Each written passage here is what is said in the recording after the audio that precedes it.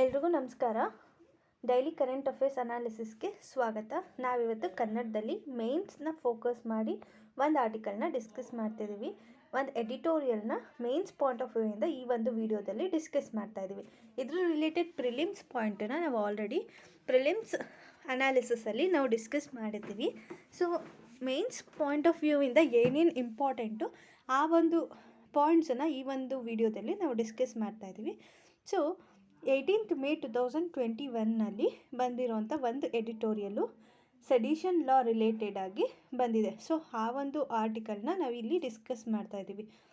Sedition ಲಾ ಅಂದರೆ ಏನು, ಇದು ಯಾಕೆ ಇಂಪಾರ್ಟೆಂಟು, ಸೊ ಯಾಕೆ ಇದು ನ್ಯೂಸಲ್ಲಿದೆ ಅಂದರೆ ಇವಾಗ ಏನಾಗ್ತದೆ, ಸೆಡಿಷನ್ ಲಾ ತುಂಬ ಮಿಸ್ಯೂಸ್ ಆಗ್ತಿದೆ. ಗೌರ್ಮೆಂಟಿಗೆ ಕೊಟ್ಟಿರೋ ಅಂಥ ಒಂದು ಏನು ಅಥಾರಿಟಿ ಇದೆ ಅದನ್ನು ಸ್ಟೇಟ್ ಗೌರ್ಮೆಂಟ್ ಏನು ಮಾಡ್ತಿದೆ, ಮಿಸ್ಯೂಸ್ ಮಾಡ್ತಿದೆ. ಸೊ ಹಾಗಾಗಿ ಇದು ತುಂಬ ನ್ಯೂಸಲ್ಲಿದೆ. ಸೊ ಇದ್ರ ಬಗ್ಗೆ ಕೆಲವೊಂದು ಇಂಪಾರ್ಟೆಂಟ್ ಫ್ಯಾಕ್ಟ್ಸನ್ನ ತಿಳ್ಕೊಳ್ಳೋಣ. ಸೊ ಸೆಡಿಷನ್ ಲಾನ ಡ್ರಾಫ್ಟ್ ಮಾಡಿದ್ದು ಯಾರು ಅಂದರೆ ಥಾಮಸ್ ಬೆಬಿಂಗ್ಟನ್ ಮೆಕಾಲೆ. ಇದನ್ನು ಯಾವಾಗ ಇಂಡಿಯನ್ ಪೀನಲ್ ಕೋಡಲ್ಲಿ ಇನ್ಕ್ಲೂಡ್ ಮಾಡಿದ್ರು ಅಂದರೆ 1870 ಇನ್ಕ್ಲೂಡ್ ಮಾಡೋದು. ಅಂದರೆ ಕೊಲೋನಿಯಲ್ ಟೈಮ್ಸಲ್ಲೇ ಸೆಡಿಷನ್ ಲಾ ಎಕ್ಸಿಸ್ಟ್ ಇತ್ತು ಅಂತ ನಮಗೆ ಇದರಿಂದ ಗೊತ್ತಾಗುತ್ತೆ. ಸೆಡಿಷನ್ ಅಂದರೆ ಏನು, ಇದ್ರ ಮೀನಿಂಗ್ ಏನು ಅಂದರೆ ಪೀಪಲ್ ಅಂದರೆ ಈಗ ಇಂಡಿಯನ್ ಸಿಟಿಜನ್ಸ್ ಅಥವಾ ಪೀಪಲ್ಸ್ ಇದ್ದಾರಲ್ವ, ಸೊ ಅವ್ರಿಗೆ ಇನ್ಸೈಟ್ ಮಾಡೋದು ಅಂದರೆ ಅವರಿಗೆ ಪ್ರವೋಕ್ ಮಾಡೋದು. ಏನಕ್ಕೋಸ್ಕರ, ಸ್ಟೇಟ್ ಅಗೇನ್ಸ್ಟಲ್ಲಿ ಅಥಾರಿಟಿ ಆಫ್ ದ ಸ್ಟೇಟ್ ಅಂದರೆ ಗೌರ್ಮೆಂಟ್ ಅಗೇನ್ಸ್ಟಾಗಿ ಅವರು ವೈಲೆಂಟ್ ಆಗೋ ಥರ ಪ್ರವೋಕ್ ಮಾಡೋದು. ಅಂದರೆ ಅವ್ರನ್ನ ಪ್ರವೋಕ್ ಮಾಡೋದ್ರಿಂದ ಏನಾಗುತ್ತೆ, ವೈಲೆಂಟ್ ಆ್ಯಕ್ಟಿವಿಟೀಸ್ನ ನಡೆಸ್ಬೋದು. ಸೊ ಆ ಒಂದು ಆ್ಯಕ್ಟಿವಿಟಿಗೆ ನಾವು ಸೆಡಿಷನ್ ಅಂತ ಕರಿತೀವಿ. ಈ ಸೆಡಿಷನ್ನ ನಾವು ಯಾರ ವಿರುದ್ಧ ಬೇಕಾದರೂ ಮಾಡ್ಬೋದು. ಈಗ ಅಂದರೆ ಫಾರ್ ಎಕ್ಸಾಂಪಲ್ ಈಗ ಒಂದು ರಿಲಿಜಿಯಸ್ ಕಮ್ಯುನಿಟಿ ಇದೆ, ಈಗ ಯಾವುದೋ ಒಂದು ಲಾ ಬಂದಿದೆ ಅಂತಂದರೆ ಆ ಲಾಯಿಂದ ಯಾರಿಗೆ ಯಾರ ಸೆಂಟಿಮೆಂಟಿಗೆ ಹರ್ಟ್ ಆಗಿರುತ್ತೆ ಅವ್ರ ಹತ್ರ ಹೋಗಿ ಅವ್ರನ್ನ ಗೌರ್ಮೆಂಟ್ ವಿರುದ್ಧ ಎತ್ತಿ ಕಟ್ಟೋ ಹಾಗೆ ಮಾತಾಡ್ತೀವಲ್ಲ, ಸೊ ಅದು ಕೂಡ ಸೆಡಿಷನ್ ಆಗುತ್ತೆ. ಸೊ ಅದು ಕೂಡ ಸೆಡಿಷನ್ ಅಂಡರಲ್ಲೇ ಬರುತ್ತೆ. ಸೊ IPC ಸೆಕ್ಷನ್ 124A ಏನು ಪಾಯಿಂಟ್ಔಟ್ ಮಾಡುತ್ತೆ ಅಂದರೆ, ನಾವು ಮಾತಾಡೋ ವರ್ಡ್ಸ್ ಇರ್ಬೋದು ಅಥವಾ ರಿಟರ್ನ್ ಡಾಕ್ಯುಮೆಂಟ್ ಇರ್ಬೋದು ಅಥವಾ ಯಾವುದೇ ಒಂದು ಸೈನ್ ಲ್ಯಾಂಗ್ವೇಜ್ ಇರ್ಬೋದು. ಈಗ ಫಾರ್ ಎಕ್ಸಾಂಪಲ್ ಫಿಲ್ಮ್ಸ್ ಇರ್ಬೋದು, ಪೇಂಟಿಂಗ್ಸ್ ಇರ್ಬೋದು, ಈ ಥರ ಯಾವುದೇ ಒಂದು ರೀತಿಯಿಂದನೂ ಜನನ ಪ್ರವೋಕ್ ಮಾಡ್ತಿದೆ, ವೈಲೆಂಟ್ ಆ್ಯಕ್ಟಿವಿಟೀಸ್ಗೆ ಅವರಿಗೆ ಸಪೋರ್ಟ್ ಮಾಡ್ತಿದೆ ಆ ಒಂದು ವರ್ಡ್ಸ್ ಇರ್ಬೋದು, ಇಲ್ಲ ರಿಟರ್ನ್ ಡಾಕ್ಯುಮೆಂಟ್ ಇರ್ಬೋದು, ಇಲ್ಲ ಬೇರೆ ಫಿಲ್ಮ್ ಇರ್ಬೋದು, ಪಿಕ್ಚರ್ ಇರ್ಬೋದು, what ever it may be, ಯಾವುದೇ ಒಂದು ಗೌರ್ಮೆಂಟ್ ವಿರುದ್ಧ ಜನರನ್ನು ಪ್ರವೋಕ್ ಮಾಡಿ ಸಪೋರ್ಟ್ ಮಾಡಿ ವೈಲೆಂಟ್ ಆ್ಯಕ್ಟಿವಿಟೀಸ್ನ ಮಾಡೋ ಥರ ಮಾಡ್ತಿದ್ದಾರೆ ಅಂದರೆ ಅದನ್ನು ಸೆಡಿಷನ್ ಅಂತ ಕನ್ಸಿಡರ್ ಮಾಡಿ 124 ಸೆಕ್ಷನ್ IPC ಸೆಕ್ಷನ್ 124A ಅಂಡರಲ್ಲಿ ಅದನ್ನು ಅಫೆನ್ಸ್ ಅಂತ ಕನ್ಸಿಡರ್ ಮಾಡಿ ಅವರಿಗೆ ಶಿಕ್ಷೆ ಕೊಡಲಾಗುತ್ತೆ. ಸೊ ಇದನ್ನು ದೇಶದ್ರೋಹದ ಕೆಲಸ ಅಂತ ಕನ್ಸಿಡರ್ ಮಾಡ್ತಾರೆ. ಸೊ ಇದರಿಂದ ಏನಾಗುತ್ತೆ, ಈ ವೈಲೆಂಟ್ ಆ್ಯಕ್ಟಿವಿಟೀಸ್ಗೆ ಜನರಿಗೆ ಪ್ರವೋಕ್ ಮಾಡೋದ್ರಿಂದ ಏನು ಪ್ರಾಬ್ಲಮ್ ಆಗುತ್ತೆ ಅಂದರೆ ಗೌರ್ಮೆಂಟ್ ವಿರುದ್ಧವಾಗಿ ಜನರಿಗೆ ಡಿಸ್ಅಫೆಕ್ಷನ್ ಕ್ರಿಯೇಟ್ ಆಗುತ್ತೆ. ಅಂದರೆ ಗೌರ್ಮೆಂಟ್ ವಿರುದ್ಧ ಜನರಲ್ಲಿ ಡಿಸ್ಅಫೆಕ್ಷನ್ನ ಸ್ಪ್ರೆಡ್ ಮಾಡ್ದಂಗೆ ಆಗುತ್ತೆ. ಇದರಿಂದ ಏನಾಗುತ್ತೆ, ಜನರು ಗೌರ್ಮೆಂಟಿಗೆ ಡಿಸ್ಲಾಯಲ್ ಆಗೋಕ್ಕೆ ಅಂದರೆ ಗೌರ್ಮೆಂಟ್ ಲಾ ಆ್ಯಂಡ್ ಆರ್ಡರ್ನ ಫಾಲೋ ಮಾಡೋದನ್ನು ನಿಲ್ಲಿಸ್ಬೋದು. ಇದರಿಂದ ಏನಾಗುತ್ತೆ, ಗೌರ್ಮೆಂಟ್ ವಿರುದ್ಧ ನಮಗೆ ದ್ವೇಷ ಬೆಳೀತಾ ಹೋಗ್ಬೋದು. ಸೊ ಇದನ್ನೆಲ್ಲ ಅವಾಯ್ಡ್ ಮಾಡೋದಕ್ಕೋಸ್ಕರ ಈ ಸೆಡಿಷನ್ ಲಾನ ಯೂಸ್ ಮಾಡ್ಕೊಳ್ಬೋದು. ಓಕೆನಾ. ಸೊ ಈ ಸೆಡಿಷನ್ ಲಾ ಏನಕ್ಕೆ ಬೇಕು, ನಾವು ಏನಕ್ಕೆ ಯೂಸ್ ಮಾಡ್ಬೋದು, ಸೆಡಿಷನ್ ಲಾ ಅಂದರೆ ಏನು ಎಲ್ಲನೂ ತಿಳ್ಕೊಂಡ್ವಿ. ಸೊ ಇದ್ರದ್ದು ನೆಸೆಸಿಟಿ ಏನು, ನಮಗೆ ಸೆಡಿಷನ್ ಲಾ ಬೇಕೇ ಬೇಕಾ, ಜನರ ವಿರುದ್ಧ ನಾವು ಯಾಕೆ ಇದು ಮಾಡಬೇಕು, ಜನರಿಗೆ ಫ್ರೀಡಮ್ ಆಫ್ ಸ್ಪೀಚ್ ಇಲ್ವಾ, ಅವ್ರಿಗೆ ಇಷ್ಟ ಬಂದಿರೋದನ್ನು ಮಾತಾಡೋ ಅಂಥ ಒಂದು ಸ್ವಾತಂತ್ರ್ಯ ಇಲ್ವಾ ಅಂತ ನಾವು ಕೇಳೋದಾದರೆ ಯಾಕೆ ಈ ಸೆಡಿಷನ್ ಲಾ ಬೇಕಂದರೆ, ಈಗ ಒಂದು ಸ್ಟೇಟ್ದು ಸ್ಟೆಬಿಲಿಟಿನ ಮೇಂಟೈನ್ ಮಾಡಬೇಕಂದ್ರೆ ಅಲ್ಲಿರೋ ಅಂಥ ಜನರನ್ನು ಮೇಂಟೈನ್ ಮಾಡಬೇಕಂದ್ರೆ ಒಂದು ಲಾ ಆ್ಯಂಡ್ ಆರ್ಡರ್ ಇರಬೇಕು. ಅದಕ್ಕೆ ನಾವು ಪಬ್ಲಿಕ್ ಆರ್ಡರ್ ಅಂತ ಕರಿತೀವಿ. Public order. ಸೊ ಈ ಲಾ ಆ್ಯಂಡ್ ಆರ್ಡರ್ನ ಮೇಂಟೈನ್ ಮಾಡಬೇಕಂತ ಅಂದರೆ ಒಂದು ಅಥಾರಿಟಿಗೆ ಒಂದು ಪವರ್ ಇರಬೇಕು. ಸೊ ಆ ಅಥಾರಿಟಿ ಮೇಲೆ ಜನರ ಹತ್ರ ಡಿಸ್ಲಾಯಲ್ಟಿನ ಕ್ರಿಯೇಟ್ ಮಾಡಿದ್ದಾರೆ. ಜನರು ಡಿಸೊಬೇ ಆಗ್ತಿದ್ದಾರೆ ಆ ಅಥಾರಿಟಿಗೆ ಅಂತ ಅಂದಾಗ, ಸೊ ಈ ಪಬ್ಲಿಕ್ ಆರ್ಡರ್ನ ಮೇಂಟೈನ್ ಮಾಡೋದು ತುಂಬ ಕಷ್ಟ ಆಗುತ್ತೆ. ಸೊ ಆವಾಗ ಗೌರ್ಮೆಂಟು ಇನ್ಸ್ಟೇಬಲ್ ಆಗುತ್ತೆ. ಗೌರ್ಮೆಂಟ್ ಇನ್ಸ್ಟೇಬಲ್ ಆಗಿದೆ ಅಂದರೆ ನಾವು ಕಂಟ್ರಿನ ನಡೆಸೋದು ತುಂಬ ಕಷ್ಟ ಆಗುತ್ತೆ. ಸೊ ಹಾಗಾಗಿ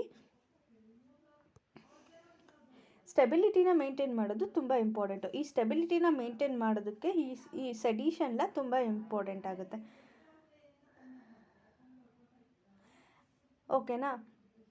if in case state against ಆಗಿ ಅಥವಾ ಗೌರ್ಮೆಂಟ್ ಅಗೇನ್ಸ್ಟ್ ಆಗಿ ಏನಾದರೂ ರ್ಯಾಷನಲ್ ಆ್ಯಕ್ಟಿವಿಟೀಸ್ ನಡೀತಿದೆ ಅಂದರೆ ಅದೇನು ಮಾಡುತ್ತೆ, ಗೌರ್ಮೆಂಟ್ ಡಿಗ್ನಿಟಿನ ಅಂದರೆ ಸ್ಟೇಟ್ ಡಿಗ್ನಿಟಿನ ಕಡಿಮೆ ಮಾಡುತ್ತೆ. ಸೊ ಸ್ಟೇಟ್ ಡಿಗ್ನಿಟಿ ಕಡಿಮೆ ಆಗ್ತಿದೆ ಅಂದರೆ ಇಂಟಿಗ್ರಿಟಿನೂ ಕೂಡ ಇರಲ್ಲ. ಸೊ ಇಂಟಿಗ್ರಿಟಿ ಇಲ್ಲ ಅಂದರೆ ನಮ್ಮ ದೇಶದ ಜನರ ಮಧ್ಯೆ ಗೌರ್ಮೆಂಟ್ ನಡುವೆ ಒಂದು ಇಂಟಿಗ್ರಿಟಿ ಇಲ್ಲ ಅಂದರೆ ಸೊ ಏನಾಗುತ್ತೆ, ಅದರಿಂದ ಏನಾಗುತ್ತೆ ಅಂದರೆ ಕಮ್ಯುನಲ್ ಆ್ಯಕ್ಟಿವಿಟೀಸು ಜಾಸ್ತಿ ಆಗುತ್ತೆ. ಮತ್ತು ವೈಲೆಂಟ್ ಆ್ಯಕ್ಟಿವಿಟೀಸ್ ಜಾಸ್ತಿ ಆಗುತ್ತೆ. ಸೊ ಪೀಸ್ ತುಂಬ ಕಡಿಮೆ ಆಗುತ್ತೆ, ಸೆಕ್ಯೂರಿಟಿ ಕಡಿಮೆ ಆಗುತ್ತೆ. ಸೊ ನಮ್ಮ ಸ್ಟೇಟಿಗೆ ಸೆಕ್ಯೂರಿಟಿ ಇಶ್ಯೂಸು ಸ್ಟಾರ್ಟ್ ಆಗುತ್ತೆ. ಸೊ ಅದನ್ನು ಅವಾಯ್ಡ್ ಮಾಡೋದಕ್ಕೋಸ್ಕರ ಈ ಸೆಡಿಷನ್ಲ ತುಂಬ ಇಂಪಾರ್ಟೆಂಟ್ ಆಗುತ್ತೆ. ಸೊ ಪಬ್ಲಿಕ್ ಡಿಸಾರ್ಡರ್ ಆಗ್ದಲೇ ಇರೋ ಥರ ಸ್ಟೆಬಿಲಿಟಿನ ಮೇಂಟೈನ್ ಮಾಡೋದಕ್ಕೆ ಮತ್ತು ವೈಲೆಂಟ್ ಆ್ಯಕ್ಟಿವಿಟೀಸ್ನ ಅವಾಯ್ಡ್ ಮಾಡೋದಕ್ಕೆ ಈ ಸೆಡಿಷನ್ ಲಾ ತುಂಬ ಇಂಪಾರ್ಟೆಂಟ್ ಆಗುತ್ತೆ. ಸೊ ಈ ಸೆಡಿಷನ್ ಲಾ ಇಲ್ಲ ಅಂದರೆ ತುಂಬ ಆ್ಯಂಟಿ ನ್ಯಾಷನಲ್ ಆ್ಯಕ್ಟಿವಿಟೀಸು, ಟೆರರಿಸ್ಟ್ ಆ್ಯಕ್ಟಿವಿಟೀಸು ತುಂಬ ಜಾಸ್ತಿ ಆಗೋ ಚಾನ್ಸಸ್ಸು ಕೂಡ ಇರುತ್ತೆ. ಸೊ ಈ ಸೆಡಿಷನ್ ಲಾ ತುಂಬ ಇಂಪಾರ್ಟೆಂಟ್ ಆದರೂ ಕೂಡ ಸೊ ಯಾಕೆ ಈ ಸೆಡಿಷನ್ ಲಾ ಈಗ ಇಶ್ಯೂ ಆಗಿದೆ, ಏನು ಪ್ರಾಬ್ಲಮ್ ಆಗ್ತಿದೆ? Sedition law security of the ಸ್ಟೇಟ್ನ ಪ್ರಮೋಟ್ ಮಾಡ್ತಿದ್ರು ಕೂಡ ಇದರಿಂದ ನಮಗೆ ತುಂಬ ಇಶ್ಯೂ ಆಗ್ತಿದೆ. ಏನು ಇಶ್ಯೂ ಆಗ್ತಿದೆ ಅಂತ ಅಂದರೆ ಕೆಲವೊಂದು ಕ್ರಿಟಿಸಿಸಮ್ ಇದೆ ಈ ಒಂದು ಲಾ ಅಗೇನ್ಸ್ಟ್ ಆಗಿ.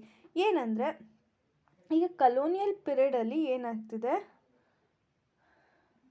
Which is not relevant to the present condition. So ಈ ಲಾ ಎಸ್ಟಾಬ್ಲಿಷ್ ಆಗಿದೆ ಯಾವಾಗ ಅಂದರೆ ಕಲೋನಿಯಲ್ ಪೀರಿಯಡ್ ಅಂದರೆ ಬ್ರಿಟಿಷ್ ಪೀರಿಯಡಲ್ಲಿ ಇದು ಎಸ್ಟಾಬ್ಲಿಷ್ ಆಗಿತ್ತು. ಆವಾಗ ಏನಾಗಿತ್ತು, ಬ್ರಿಟಿಷರದ್ದು ಪೊಲೀಸ್ ಸ್ಟೇಟ್ ಆಗಿತ್ತು, ಅವ್ರದ್ದು ಅಡ್ಮಿನಿಸ್ಟ್ರೇಷನ್ನು ಕೂಡ ಮಿಲಿಟ್ರಿ ಅಡ್ಮಿನಿಸ್ಟ್ರೇಷನ್ ಆಗಿತ್ತು. ಸೊ ಹಾಗಾಗಿ ಆವಾಗ ಈ ಒಂದು ಸೆಡಿಷನ್ ಲಾ ತುಂಬ ಇಂಪಾರ್ಟೆಂಟ್ ಆಗಿತ್ತು. ಆದರೆ ನಮ್ಮದು ಇದು ಸೋಷಲಿಸ್ಟಿಕ್ ಕಂಟ್ರಿ ಆಗಿ ನಾವು ವೆಲ್ಫೇರ್ ಸ್ಟೇಟ್ನ ಎಸ್ಟಾಬ್ಲಿಷ್ ಮಾಡೋ ಉದ್ದೇಶ ಇಟ್ಕೊಂಡು ನಮ್ಮ ಕಂಟ್ರಿನ ನಡೆಸ್ತಿದ್ದು ಈ ಒಂದು ಸೆಡಿಷನ್ ಲಾನ ಯೂಸ್ ಮಾಡ್ತಿದ್ದೀವಿ ಅಂದರೆ what is the use of that socialistic nature, secular nature, what is the use of this? ಮತ್ತು ವೆಲ್ಫೇರ್ ಸ್ಟೇಟ್ನ ಎಸ್ಟಾಬ್ಲಿಷ್ ಮಾಡ್ತೀವಿ ಅನ್ನೋದು ಇದೆಲ್ಲ ಏನು? So it's against the objective ಅಲ್ವಾ, ನೇಚರ್ ಆಫ್ ಇಂಡಿಯನ್ ಕಾನ್ಸ್ಟಿಟ್ಯೂಷನ್ಗೆ ಇದು ಅಪೋಸಿಟ್ ಆಗಿದೆ ಅಲ್ವಾ. ಸೊ ಹಾಗಾಗಿ ಯಾಕೆ ಇದು ಬೇಕು ಅಂತ ಕ್ರಿಟಿಸಿಸಮ್ ಇದೆ. ಸೊ ಇದು ಇನ್ನೊಂದು ಏನಂದರೆ ಇದು freedom of speech and expression ಮೇಲೆ ರೆಸ್ಟ್ರಿಕ್ಷನ್ನ ಆ್ಯಡ್ ಮಾಡುತ್ತೆ. ಸೊ ಅಂದರೆ ನಮ್ಮ ಫಂಡಮೆಂಟಲ್ ರೈಟ್ಸ್ ಏನಿದೆ article 19 freedom of speech and expression, so ಇದು ಕಾನ್ಸ್ಟಿಟ್ಯೂಷನಿಂದಲೇ ನಮಗೆ ಬಂದಿರುವಂಥ ಫಂಡಮೆಂಟಲ್ ರೈಟ್ಸು. ಈ ಒಂದು ಸೆಡಿಷನ್ ಲಾ ಏನಿದೆ ಈ ಒಂದು ಫ್ರೀಡಮ್ ಆಫ್ ಎಕ್ಸ್ಪ್ರೆಷನ್ಗೆ ರೆಸ್ಟ್ರಿಕ್ಷನನ್ನು ಆಗ್ತಾ ಇದೆ ಅಂತಲೇ ಇನ್ನೊಂದು ಕ್ರಿಟಿಸಿಸಮ್ ಇದೆ. ಸೊ ಇನ್ನೊಂದು ಥರ್ಡ್ ಕ್ರಿಟಿಸಿಸಮ್ ಏನಂದರೆ ಗೌರ್ಮೆಂಟ್ ಇದನ್ನು ಮಿಸ್ಯೂಸ್ ಮಾಡ್ಕೊಳ್ತಿದೆ. ಈಗ ಫಾರ್ ಎಕ್ಸಾಂಪಲ್ ಗೌರ್ಮೆಂಟ್ ಏನೋ ಒಂದು ಪಾಲಿಸೀಸ್ನ ತೊಗೊಂಡು ಬಂದಿರುತ್ತೆ, ಆ ಒಂದು ಪಾಲಿಸೀಸು ಅಲ್ಲಿ ಇರೋಂಥ ಲೂಪ್ ಹೋಲ್ನ ಕ್ರಿಟಿಸೈಸ್ ಮಾಡಿದ್ರು ಕೂಡ ಆ ಪೀಪಲ್ಸ್ ಮೇಲೂ ಇವರು ಸೆಡಿಷನ್ನ ಅಪ್ಲೈ ಮಾಡ್ತಿದ್ದಾರೆ. So it is not good. ಯಾಕೆ ಅಂದರೆ ಗೌರ್ಮೆಂಟ್ ಪಾಲಿಸೀಸ್ನ ಕ್ರಿಟಿಸೈಸ್ ಮಾಡೋ ಅಂಥ ರೈಟ್ಸು ಪ್ರತಿಯೊಬ್ಬರಿಗೂ ಕೊಡಲೇಬೇಕು. ಸೊ ಇದು ಜನರದ್ದು ಫಂಡಮೆಂಟಲ್ ರೈಟ್ಸ್ನ ಕಿತ್ಕೊಳ್ತಿದೆ ಅಂತ ಹೇಳ್ತಿದ್ದಾರೆ. ಸೊ ಮಹಾತ್ಮ ಗಾಂಧೀಜಿಯವರು ಏನು ಹೇಳಿದ್ದಾರೆ ಅಂದರೆ ಸೆಕ್ಷನ್ 124A ಏನಿದೆ ಇದು ಪೊಲಿಟಿಕಲ್ ಸೆಕ್ಷನ್ನಲ್ಲೇ ಒಂದು ಪ್ರಿನ್ಸ್ ಅಂತಲೇ ಹೇಳ್ಬೋದು. IPC ಸೆಕ್ಷನ್ ಏನಿದೆ ಅದರಲ್ಲಿ ಪ್ರಿನ್ಸ್ ಅಂತಲೇ ಹೇಳ್ಬೋದು. ಏನಕ್ಕೋಸ್ಕರ ಅಂದರೆ ಸಿಟಿಜನ್ಸ್ದು ಲಿಬರ್ಟಿನ ಸಪ್ರೆಸ್ ಮಾಡೋದಕ್ಕೋಸ್ಕರನೇ ಡಿಸೈನ್ ಮಾಡಿರೋಂಥ ಒಂದು ಸೆಕ್ಷನ್ ಅಂತ ಮಹಾತ್ಮ ಗಾಂಧೀಜಿಯವರು ಹೇಳಿದ್ದಾರೆ. ಇದಕ್ಕೆ ರಿಲೇಟೆಡ್ ಆಗಿ 2 ಇಂಪಾರ್ಟೆಂಟ್ ಕೇಸ್ ಇದೆ. Ram Nandan versus state of Uttar Pradesh case ಅಂತ. ಈ honourable high court held that 124A imposed restriction on the freedom of speech which is not interest of the general public and it is declared as ultra vires. So ಅಂದರೆ ಈ ಒಂದು high court ಏನಿದೆ, high court ಏನಂತ ಹೇಳಿದೆ ಅಂದರೆ ಈ 124A ಇದು freedom of speech ಮೇಲೆ ರಿಸ್ಟ್ರಿಕ್ಷನ್ನ ಆಗ್ತಿದೆ. ಇದು ಪಬ್ಲಿಕ್ ಇಂಟ್ರೆಸ್ಟಲ್ಲಿ ಇಲ್ಲ ಈ ಸೆಡಿಷನ್ ಲಾ. ಸೊ ಇದು behind the authority of the state ಅಂತ ಹೇಳಿ, behind the power of the ಅಂದರೆ ಈ ಒಂದು ಅಥಾರಿಟಿ ಏನಿದೆ ಸ್ಟೇಟ್ದು ಅದರದ್ದು ಬಿಹೈಂಡ್ ಪವರ್ ಅಂತ ಹೇಳಿದೆ. ಸೊ ಅದಕ್ಕೆ ಎಕ್ಸ್ಟ್ರಾ ಪವರ್ನ ಕೊಡ್ತಿದೆ ಇದು ಅಂತ ಹೇಳಿ ಈ ಒಂದು ಕೋರ್ಟ್ ಹೇಳಿದೆ. ಬಟ್ ಇನ್ನೊಂದು ಕೇಸಲ್ಲಿ ಸುಪ್ರೀಂ ಕೋರ್ಟ್ ಆಫ್ ಇಂಡಿಯಾ ಇದನ್ನು ತೆಗೆದಾಕಿ ಏನಂತ ಹೇಳಿದ್ದಾರೆ ಅಂದರೆ ಇದು ಇಂಟ್ರಾವೈರ್ಸ್ ಅಂದರೆ within the power of the within the authority of the state ಅಂತ ಹೇಳ್ತಿದೆ. ಈ ಒಂದು power within the authority of the state ಅಂತ ಹೇಳ್ತಿದೆ, ಅಂದರೆ ಅದ್ರ ಪವರ್ ಅಂಡರಲ್ಲೇ ಇದೆ. ಸೊ ಇದು ಯಾವುದೇ ರೀತಿಯಾದಂಥ ಫಂಡಮೆಂಟಲ್ ರೈಟ್ಸ್ನ ಅಂದರೆ ಸ್ಪೀಚ್ ಆ್ಯಂಡ್ ಎಕ್ಸ್ಪ್ರೆಷನ್ನ ವಾಪಸ್ ತೊಗೊಳ್ತಿಲ್ಲ. ಇದು ಜಸ್ಟ್ ಕೆಲವೊಂದು ರೀಸನಬಲ್ ರಿಸ್ಟ್ರಿಕ್ಷನ್ನ ಆ್ಯಡ್ ಮಾಡ್ತಿದೆ. ಅಂಡರ್ ಆರ್ಟಿಕಲ್ 19 ಅಂಡರಲ್ಲಿ ಕೆಲವೊಂದು ರೀಸನಬಲ್ ರಿಸ್ಟ್ರಿಕ್ಷನ್ನ ಆ್ಯಡ್ ಮಾಡ್ತಿದೆ ಹೊರತು ಫ್ರೀಡಮ್ ಆಫ್ ಸ್ಪೀಚ್ ಆ್ಯಂಡ್ ಎಕ್ಸ್ಪ್ರೆಷನ್ನ ಫುಲ್ ಫಂಡಮೆಂಟಲ್ ರೈಟ್ಸ್ನೇ ಕರ್ವ್ ಮಾಡ್ತಿಲ್ಲ ಅಂತ ಹೇಳಿ ಸುಪ್ರೀಂ ಕೋರ್ಟ್ ಹೇಳಿದೆ. ಮತ್ತು ಈ ಒಂದು ಸೆಡಿಷನ್ ಲಾ ಸೆಕ್ಯೂರಿಟಿ ಮತ್ತು ಸೋವರ್ನಿಟಿ ಆಫ್ ದ ಸ್ಟೇಟ್ನ ಮೇಂಟೈನ್ ಮಾಡೋದಕ್ಕೆ ತುಂಬ ಇಂಪಾರ್ಟೆಂಟ್ ಆಗಿದೆ. ಸೊ ಹಾಗಾಗಿ ಇದನ್ನು ತೆಗೆದಾಕೋದು ಸರಿಯಲ್ಲ ಅಂತ ಸುಪ್ರೀಂ ಕೋರ್ಟು ಹೇಳಿದೆ. ಇದ್ರ ಜೊತೆಗೆ ಸುಪ್ರೀಂ ಕೋರ್ಟು ಇನ್ನೊಂದು ಕರೆಕ್ಟಾಗಿ ಕ್ಲಿಯರ್ ಆಗಿ ಹೇಳಿದೆ. 2 ಕಂಡೀಷನ್ನ ಹೇಳಿದೆ.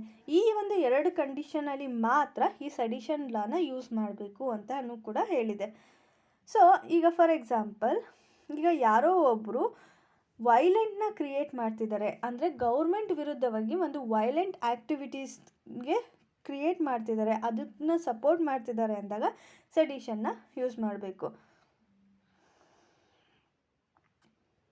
ಆಮೇಲೆ ಪಬ್ಲಿಕ್ ಪೀಸ್ ಮತ್ತು ಲಾ ಆ್ಯಂಡ್ ಆರ್ಡರ್ಗೆ ಡಿಸ್ಟರ್ಬ್ ಮಾಡ್ತಿದ್ದಾರೆ, ಅದು ಡಿಸಾರ್ಡರ್ ಮಾಡ್ತಿದ್ದಾರೆ, ಅದು ಯಾವುದರಿಂದ ವೈಲೆಂಟ್ ಆ್ಯಕ್ಟಿವಿಟೀಸಿಂದ ಅಂತ ಅಂದಾಗ ಈ ಒಂದು ಸೆಡಿಷನ್ ಲಾನ ಯೂಸ್ ಮಾಡಬೇಕು. ಇದು ಬಿಟ್ಟು ಬೇರೆ ಇನ್ಯಾವ ಸಿಚುವೇಷನಲ್ಲೂ ಸೆಡಿಷನ್ ಲಾನ ಯೂಸ್ ಮಾಡಬಾರ್ದು ಅಂತ ಹೇಳಿ ಸುಪ್ರೀಂ ಕೋರ್ಟ್ ಆಫ್ ಇಂಡಿಯಾ ಹೇಳಿದೆ. ಇದ್ರ ಜೊತೆಗೆ ಈ ಸುಪ್ರೀಂ ಕೋರ್ಟ್ ಆಫ್ ಇಂಡಿಯಾ ಏನು ಮಾಡ್ತಿದೆ ಅಂದರೆ ರೈಟ್ಸ್ ಆಫ್ ಇಂಡಿವಿಜುವಲ್ ಅಂದರೆ ಇಂಡಿವಿಜುವಲ್ ಫ್ರೀಡಮ್ ಏನಿದೆ, freedom of speech and expression ಅದನ್ನು ಕೂಡ ಪ್ರೊಟೆಕ್ಟ್ ಮಾಡಿದೆ. ಅದ್ರ ಜೊತೆಗೆ ಸ್ಟೇಟ್ ಸೆಕ್ಯೂರಿಟಿ ಮತ್ತು ಇಂಟಿಗ್ರಿಟಿ ಮತ್ತು ಸೋವರ್ನಿಟಿನೂ ಕೂಡ ಮೇಂಟೈನ್ ಮಾಡಿದೆ. ಅಂದರೆ ಫ್ರೀಡಮ್ ಆಫ್ ರೈಟ್ ಟು ಫ್ರೀಡಮ್ನ ಪ್ರೊಟೆಕ್ಟ್ ಮಾಡೋದ್ರ ಜೊತೆಗೆ ಸೆಕ್ಯೂರಿಟಿನೂ ಪ್ರೊಟೆಕ್ಟ್ ಮಾಡಿದೆ. ಅಂದರೆ without compromising the security of the state right to ಫ್ರೀಡಮ್ನ ಪ್ರೊಟೆಕ್ಟ್ ಮಾಡಿದೆ ಅಂತಲೇ ನಾವು ಹೇಳ್ಬೋದು. ಇಷ್ಟೆಲ್ಲ ಆದ್ರೂ ಕೂಡ, ಇಷ್ಟೆಲ್ಲ ಪ್ರೊವಿಷನ್ಸ್ ಇದ್ರೂ ಕೂಡ ಈ ಒಂದು ಸೆಡಿಷನ್ ಲಾ ಈಗ ತುಂಬ ಮಿಸ್ಯೂಸ್ ಆಗ್ತಿದೆ. ಸೊ ತುಂಬ ಮಿಸ್ಯೂಸ್ ಆಗ್ತಿರೋದ್ರಿಂದ ಇದು ಅವಾಗವಾಗ ನ್ಯೂಸಲ್ಲಿರುತ್ತೆ. ಸೊ ಸುಪ್ರೀಂ ಕೋರ್ಟು ಕ್ಲಿಯರಾಗಿ ಮೆನ್ಷನ್ ಮಾಡಿದರೂ ಕೂಡ, ಅಂದರೆ ಯಾರಾದರೂ ಪಾಲಿಸೀಸ್ನ ಕ್ರಿಟಿಸೈಸ್ ಮಾಡಿದ್ರೆ ಆದರೂ ವಿರುದ್ಧ ಸೆಡಿಷನ್ ಲಾನ ಹಾಕೋ ಹಾಗಿಲ್ಲ ಅಂತ ಹೇಳಿದ್ರು ಕೂಡ irrespective of that it is misused so many times. That's why it is in the news. So ಇದು ರಿಲೇಟೆಡ್ ಆಗಿ ಪ್ರೀವಿಯಸ್ ಇಯರಲ್ಲಿ ಏನು ಮೇನ್ಸ್ ಕ್ವಶನ್ಸ್ ಕೇಳಿದ್ದಾರೆ ಅಂತ ನೋಡೋಣ. What do you understand by the concept of freedom of speech and expression? ಅಂದರೆ freedom of speech and expression ಅಂದರೆ ಏನು, ಅದರಿಂದ ನಿಮ್ಗೇನು ಅರ್ಥ ಆಗ್ತಿದೆ ಅಂತ ಹೇಳಿ ನೀವು ಈ ಒಂದು ಪಾರ್ಟಲ್ಲಿ ಆನ್ಸರ್ ಮಾಡಬೇಕು. ಇದು ಹೇಟ್ ಸ್ಪೀಚ್ನ ಕವರ್ ಮಾಡಿದ್ಯಾ ಇಲ್ವಾ ಅಂತ ಹೇಳಿ ನೀವು ಇಲ್ಲಿ ಆನ್ಸರ್ ಮಾಡಬೇಕಾಗುತ್ತೆ. Why do films in India stand on a slightly different plane from other forms of expression? So ಬೇರೆ ಎಕ್ಸ್ಪ್ರೆಷನ್ಗೆ ಹೋಲಿಸಿದ್ರೆ ಫಿಲ್ಮು ತುಂಬ ಡಿಫ್ರೆಂಟ್ ಫಾರ್ಮಲ್ಲಿದೆ, ಯಾಕೆ ಅಂತ ಕೇಳಿದ್ದಾರೆ. ನಮಗೆಲ್ಲ ಗೊತ್ತು ಫಿಲ್ಮ್ ಅಂದರೆ ತುಂಬ ಪಾಪ್ಯುಲರ್ ಆಗಿದೆ, ಅಂದರೆ ತುಂಬ ಜನ ವೆಯ್ಟ್ ಮಾಡಿ ನೋಡುವಂತಹದ್ದು ಅದು. ಈಗ ಪೇಂಟಿಂಗು ಇದೆಲ್ಲ ಆದರೆ ಪಾಪ್ಯುಲಾರಿಟಿ ತುಂಬ ಕಮ್ಮಿ. ಸೊ ಫಿಲ್ಮ್ಸ್ ಅಂದರೆ ಪಾಪ್ಯುಲಾರಿಟಿ ಜಾಸ್ತಿ ಇದೆ, ಇದು ಒಂದೇ ಡಿಫ್ರೆನ್ಸು. ಸೊ ಹಾಗಾಗಿ ಇದು ತುಂಬ ಪಾಪ್ಯುಲರ್ ಆಗಿದೆ, ಇದ್ರದ್ದು ರೀತಿಯೇ ಬೇರೆ ಥರ ಇದೆ ಅಂತಲೇ ನಾವು ಹೇಳ್ಬೋದು. ಸೊ ಇದನ್ನು ನೀವು ಈ ಒಂದು ಕ್ವಶನಲ್ಲಿ ಡಿಸ್ಕಸ್ ಮಾಡಬೇಕಾಗುತ್ತೆ. ಸೊ ನೆಕ್ಸ್ಟ್ ಕ್ವಶನ್ ಏನಂದರೆ discuss section 66A IT act with reference to it alleged violation of article 19 of the constitution. ಈ section 66A of IT act ಏನು ಮಾಡಿದೆ, ಇದು ಆರ್ಟಿಕಲ್ 19ನ ವೈಲೇಟ್ ಮಾಡ್ತಿದೆ ಅಂತ ಹೇಳ್ತಿದ್ದಾರೆ. ಸೊ ಇದನ್ನು ಫಸ್ಟು ಇದ್ರ ಬಗ್ಗೆ ನೀವು section 66A of IT act ಏನಂತ ತಿಳ್ಕೊಳ್ಬೇಕು. ಅದು ಅದು ಏನು ಪ್ರೊವಿಷನ್ಸ್ ಕೊಟ್ಟಿದೆ ಅಂತ ತಿಳ್ಕೊಬೇಕು. ಅದಾದಮೇಲೆ ಅದು ಏನು ವೈಲೇಟ್ ಮಾಡ್ತಿದೆ ಅಂತ ತಿಳ್ಕೊಂಡು ಈ ಒಂದು ಕ್ವಶನ್ಗೆ ಆನ್ಸರ್ ಮಾಡಬೇಕು. ಸೊ ಇದನ್ನು ಆನ್ಸರ್ ಮಾಡಿ ಕಮೆಂಟ್ ಸೆಕ್ಷನಲ್ಲಿ ನೀವು ಆನ್ಸರ್ ಸೆಂಡ್ ಮಾಡಿದ್ರೆ ನಾನು ಅದನ್ನು ಬೇಕಾದ್ರೆ ವ್ಯಾಲ್ಯೂಯೇಟ್ ಮಾಡಿ ನಿಮಗೆ ವಾಪಸ್ ಕಳಿಸ್ತೀನಿ. So thank you all. ನಿಮಗೆ ಏನಾದರೂ ಡೌಟ್ ಇದ್ದರೆ you can comment on the comment section. Thank you all.